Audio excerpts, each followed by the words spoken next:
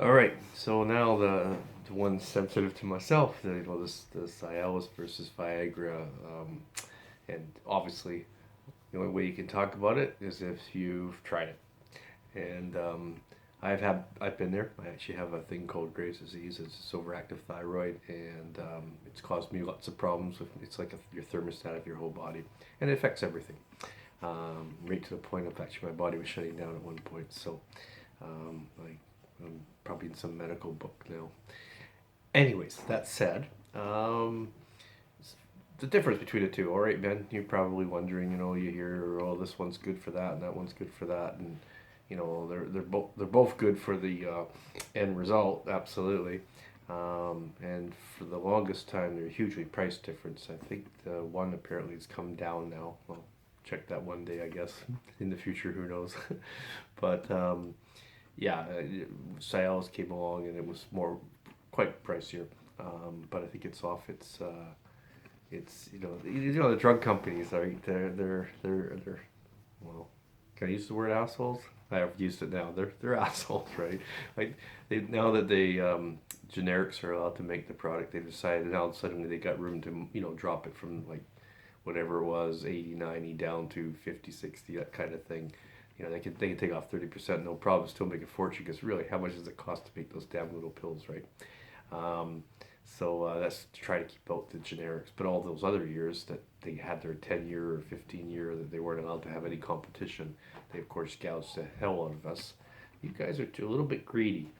It's funny how in some countries they charge so much more than others. In Canada is one of the ones they charge the highest amounts in the world, and for the same thing. So you fly to Mexico and come home with a bunch of pills that are legal pills to bring home, and you'll probably pay for your trip. That's how bad it's getting, or has gotten. Anyways, let's get back to the story. So, with Viagra, when I first was told by a doctor, hey, look, your testosterone's low, you're being treated for this, I had to have radiation and stuff. If you're in a relationship and you need a little help, you qualify. We'll write you a prescription, because you still need prescriptions in Canada.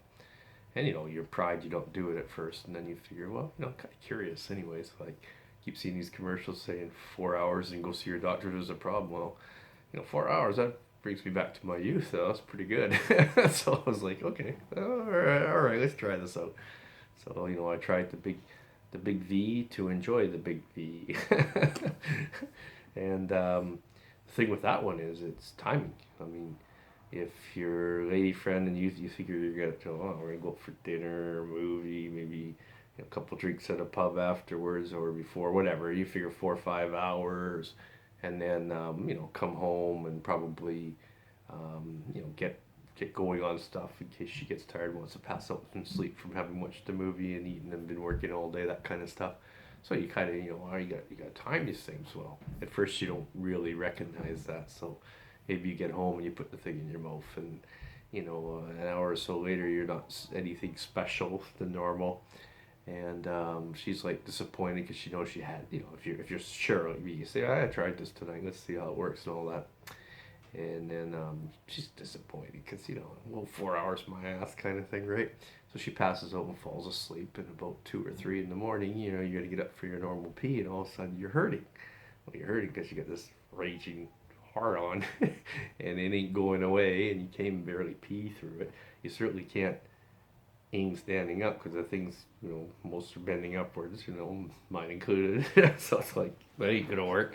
You end up having to sit and kind of turn it sideways so that you don't shoot through the bowl or shoot through the lid. So that's no fun. Then, of course, you go back to bed. You try to wake her up because you kind of got this thing you wouldn't mind enjoying now. And, if you get the right lady, she'll probably will wake up, and you'll have a little fun.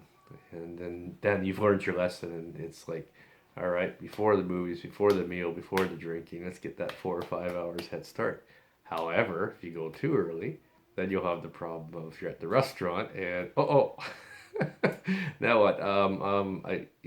Not much you can do if Viagra is that strong. It's not much you can do with it.